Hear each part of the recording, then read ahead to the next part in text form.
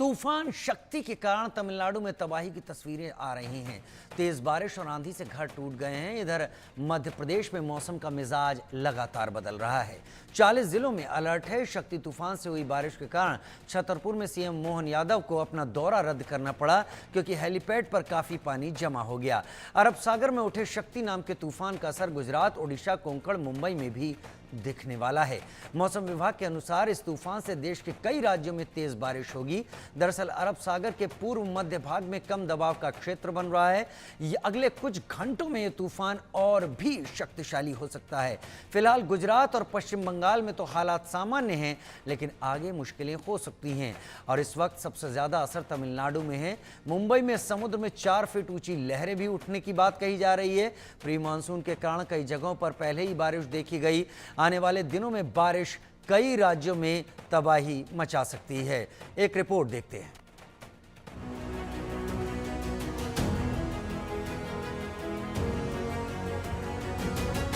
तेज बारिश और ओलावृष्टि, आ गया तूफान शक्ति। अलर्ट पर एमपी के 40 जिले। मुंबई में समुद्र में ऊंची लहरें। कोंकण, उड़ीसा, गुजरात, आफत वाली बरसात। बंगाल की खाड़ी में हलचल हो रही है और अरब सागर से भी आफत है। वजह शक्ति तूफान है। हालत यह है कि मध्य प्रदेश के 40 जिले अलर्ट पर हैं। इन जिलों में लगातार बारिश हो रही है। छतरपुर में तो मुख्यमंत्री डॉक्टर मोहन यादव को दौरा रद्द करना पड़ा, क्योंकि यहां हेलीपैड पर पानी भरा था। इसी तरह मुंबई में भी शक्ति तूफान का खतरा है। कहा जा रहा है कि समुद्र में 4 फीट ऊंची लहरें उठने वाली हैं और इसके साथ तेज बारिश भी होने वाली है। शक्ति तूफान का असर कोंकण, गुजरात, पश्चिम बंगाल और तमिलनाडु में भी दिखने वाला है। हालांकि फिलहाल गुजरात और पश्चिम बंगाल में मौसम सामान्य है, लेकिन तमिलनाडु में शक्ति तूफान ने कहर बरपाना शुरू कर दिया है। दरअसल मानसून के दस्तक के बाद मौसम ने करवट बदलना शुरू कर दिया है। आसमान में बादल दिखने लगे हैं। पश्चिमी घाट यानी कि अरब सागर से लगे राज्यों और शहरों का बारिश से मई में ही बुरा हाल है। मौसम विभाग ने चेतावनी जारी करते हुए कहा कि अरब सागर में पहले से ही साइक्लोनिक सर्कुलेशन बना हुआ है और बंगाल की खाड़ी में हलचल देखने को मिल रही है। जल्द ही एक गहरे दबाव में बदलने की संभावना है, जिससे पूर्वी राज्यों में मौसम प्रभावित होगा। वहीं दिल्ली में एक बार फिर से भीषण गर्मी और उमस ने लोगों का जीना मुहाल कर दिया है। हालांकि मौसम विभाग के अनुसार अगले 24 घंटों में दिल्ली में तेज आंधी के साथ बारिश की संभावना है। मौसम विभाग के अनुमान के अनुसार असम, मेघालय, तटीय आंध्र प्रदेश, केरल, तमिलनाडु, बिहार, झारखंड में बारिश की संभावना है। कई राज्यों में बारिश के साथ साथ 50 किलोमीटर की रफ्तार से आंधी चलने की संभावना जताई गई है। लेकिन शक्ति तूफान का असर फिलहाल मध्य प्रदेश में दिख रहा है। वहीं तमिलनाडु में स्थिति काफी गंभीर दिख रही है। Bureau report, India news. और बड़ी खबर का रुख कर लेते हैं। बारिश में ही नगर निगम की पोल खुल गई है। बारिश में भीगता हुआ नगर निगम का कार्यालय। भोपाल से चौंकाने वाली खबर। बारिश से बेहाल दिखा नगर निगम का कार्यालय। निगम के आईएसबीटी कार्यालय में छत टपक रही है। सहायक आयुक्त के केबिन में भी पानी भरा था। नए मुख्यालय का हो रहा है इंतजार।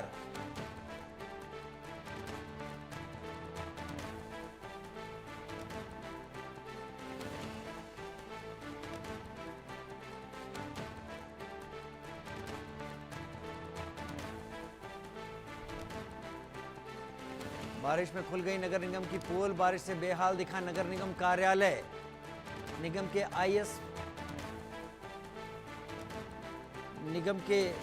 आईएसबीटी दफ्तर में पानी टपक रहा है। बारिश से बेहाल दिखा नगर निगम कार्यालय। तूफान शक्ति का असर दिखाई पड़ना शुरू हो गया है।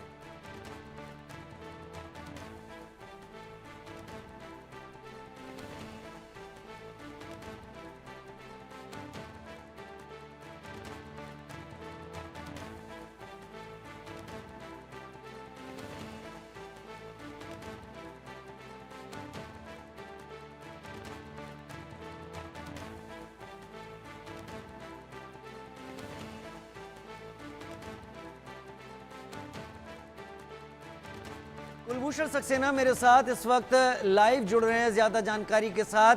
कुलभूषण, शक्ति तूफान के असर की बात तो हम सुन रहे हैं और उसका असर मध्य प्रदेश में भी पड़ने की बात कही गई है। केवल मध्य प्रदेश में ही नहीं, गुजरात में भी बात है, राजस्थान में भी बात है और ओडिशा तक बात है। अगर अरब सागर में उठ रहे तूफान का असर ओडिशा तक जा रहा है तो इस बात में कोई दो राय नहीं कि मध्य प्रदेश में खासा असर पड़ेगा। अभी स्थिति क्या है भोपाल में? देखिए, मध्य प्रदेश की अगर बात की जाए तो मध्य प्रदेश में लगातार शक्ति जो तूफान है उसका असर देखने को मिल रहा है, क्योंकि 40 से अधिक जो जिले हैं मध्य प्रदेश के, उन जिलों में रेड अलर्ट मौसम विभाग की तरफ से जारी किया गया है। आज ही अगर हम बुंदेलखंड की बात करें, छतरपुर सागर क्षेत्र में तेज आंधी तूफान की वजह से मध्य प्रदेश के मुख्यमंत्री डॉक्टर मोहन यादव का जो कार्यक्रम है वो कहीं ना कहीं प्रशासन को स्थगित करना पड़ा, क्योंकि हेलीपैड में काफी पानी इकट्ठा हो चुका था बारिश का, और इसके साथ ही जिस मैदान में सभा होनी थी वहां पे तेज आंधी तूफान की वजह से जो टेंट है वो उखड़ चुका था। तो प्रशासन ने ये फैसला लिया और मुख्यमंत्री का कार्यक्रम स्थगित करना पड़ा, क्योंकि हेलीपैड में भी जो है मुख्यमंत्री का हेलीकॉप्टर उतरने की स्थिति में नहीं था। इसके साथ ही मध्य प्रदेश के अलग अलग जिलों से भी हम वही तस्वीर देखते हुए नजर आ रहे हैं। इस बार की जो तस्वीर हमने देखी वो कहीं ना कहीं विचलित करने वाली है, क्योंकि हम पहली बार ऐसा देख रहे हैं कि पेड़ों के साथ साथ जो बिजली के खंभे हैं वो तक जमीन से उखड़ चुके हैं, जो प्राइवेट कंपनियों के टावर लगे हुए हैं वो गिर चुके हैं। इसके साथ ही सागर, पिछले 5 दिन पहले सागर से एक तस्वीर भी सामने आई थी कि जो छोटे बच्चे हैं, 2 मासूम बच्चे हैं, वो छप्पर के सहारे एक पटिया में खड़े हुए थे। जब काफी तेज आंधी तूफान आया तो छप्पर के साथ जो है बच्चे उड़ गए। तो इतना तेज जो है आंधी तूफान मध्य प्रदेश में देखने को मिल रहा है। हाई टेंशन जो बिजली के तार हैं वो टूटे हुए हैं। इसके साथ ही जो वंदे भारत ट्रेन है, भोपाल से 30 किलोमीटर की दूरी पर जब भोपाल से ये ट्रेन निकलती है तो रोड कंस्ट्रक्शन के काम में जब ब्रिज बनाया जाता है, वो ब्रिज के जो सरिये हैं वो तक मुड़ जाते हैं। तो आप इस बात से अंदाजा लगा सकते हैं कि कितना तेज आंधी तूफान हो सकता है।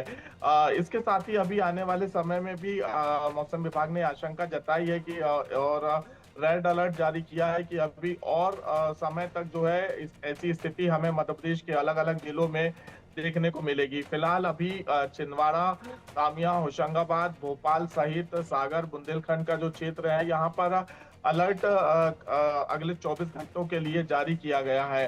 पहली ही बारिश लगातार जो है पोल खोलती हुई नजर आ रही है। नगर निगम की राजधानी भोपाल से ही एक वीडियो सोशल मीडिया में वायरल हुआ था, जिसमें नगर निगम की छत जो है वो पहली ही बारिश में टपकती हुई नजर आ रही है। तो कहीं ना कहीं अभी जब बारिश का सिलसिला शुरू होगा तब शहरों की क्या स्थिति होगी।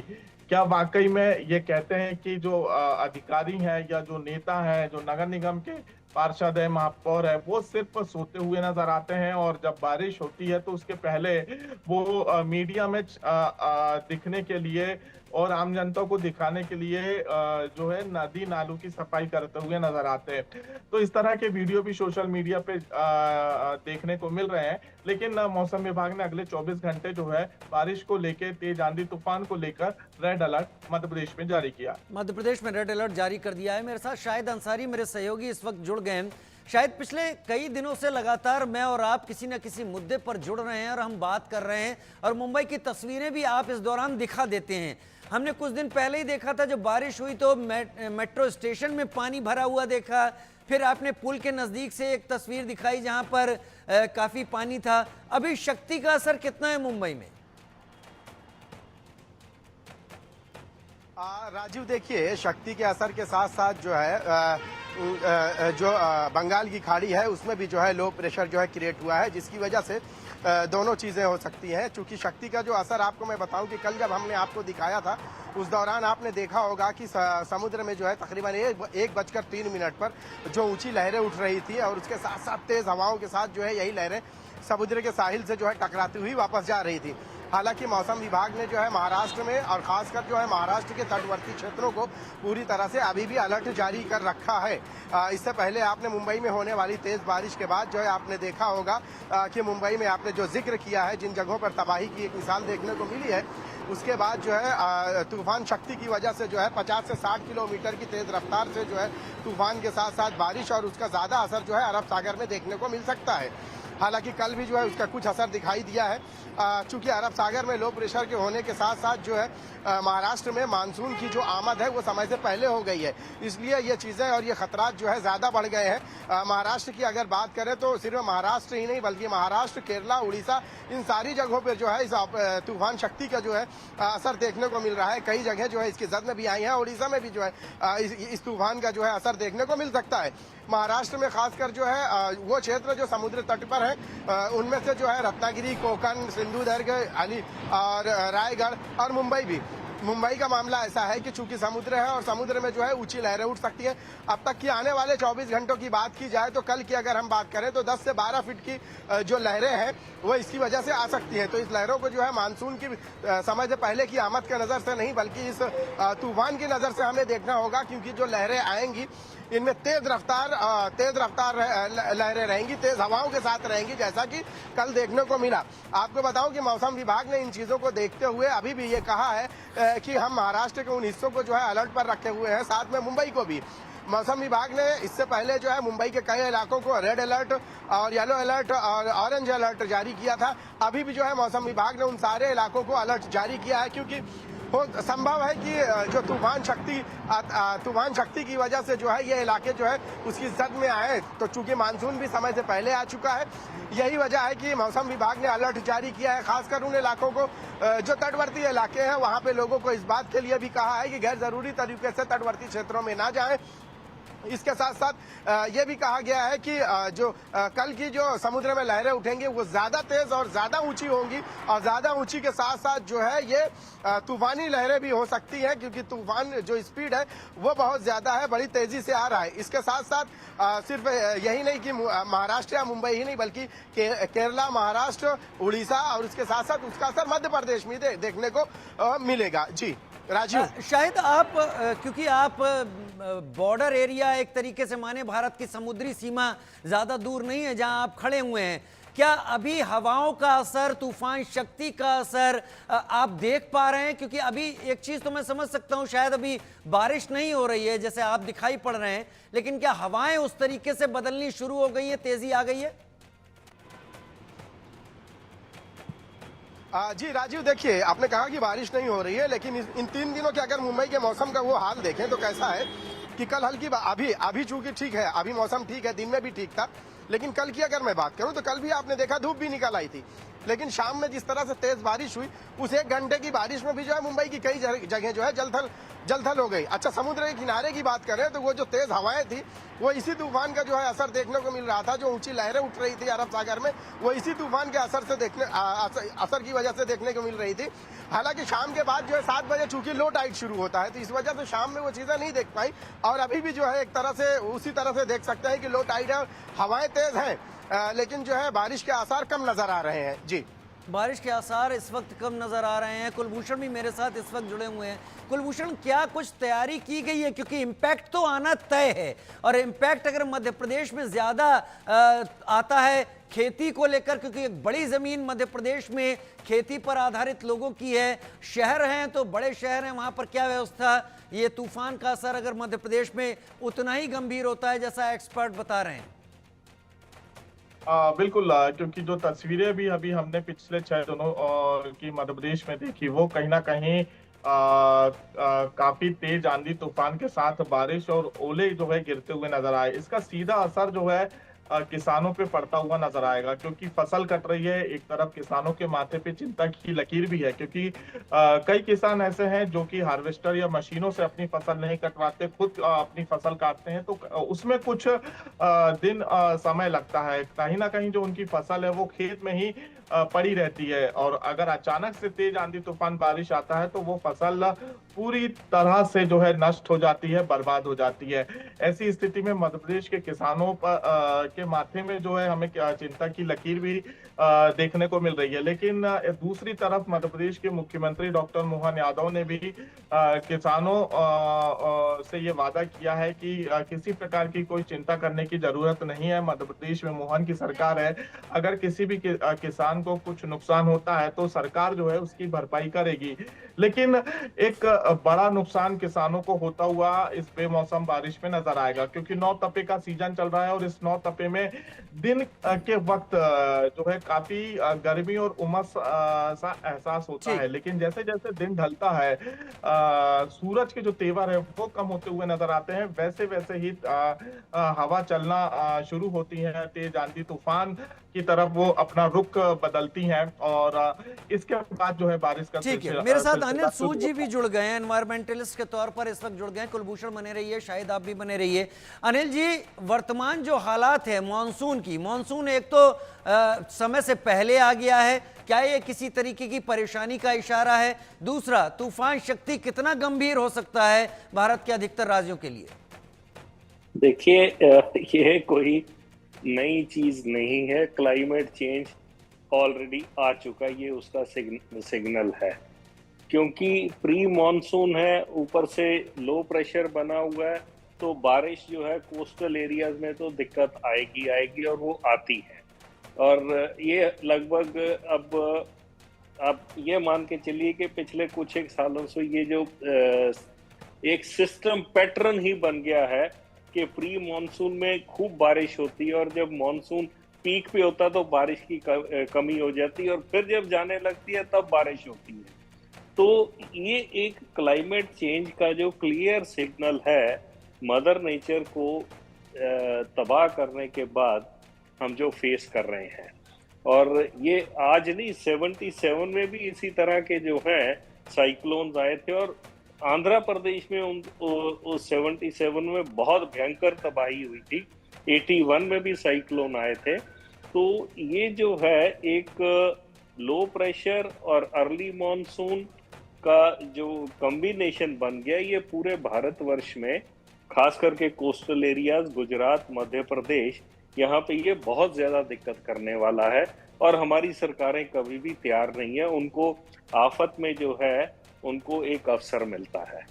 सर, ये तूफान शक्ति अरेबियन सी में बन रहा है और वहां से इम्पैक्ट डाल रहा है। ये खबरें भी आ रही हैं कि ये ओडिशा तक अपना असर डालेगा, यानी वेस्टर्न एरिया में बनने वाला इस तरीके का साइक्लोन अगर ईस्टर्न कोस्ट पर जाकर असर डाल रहा है तो ये तूफान काफी ताकतवर माना जा सकता है।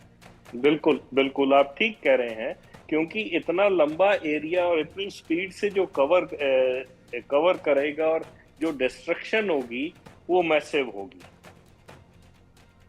और इसके लिए क्या हम तैयार हैं? मैं बड़े अफसोस के साथ कहूंगा कि हम कभी एज गवर्नमेंट, एज सोसाइटी कभी भी तैयार नहीं रहे। हम तो आपदा में, हमारी ब्यूरोक्रेसी आपदा में अवसर ढूंढती है। और पिछले कुछ दिनों से जो तूफान आए उनसे निपटने का तरीका क्या इशारा देता है कि इसके लिए हमारी एनडीआरएफ, एसडीआरएफ तैयार होंगी? सर ऐसे है कि एनडीआरएफ, एसडीआरएफ तो तब तैयार होंगी ना जब आपका सिस्टम तैयार हो।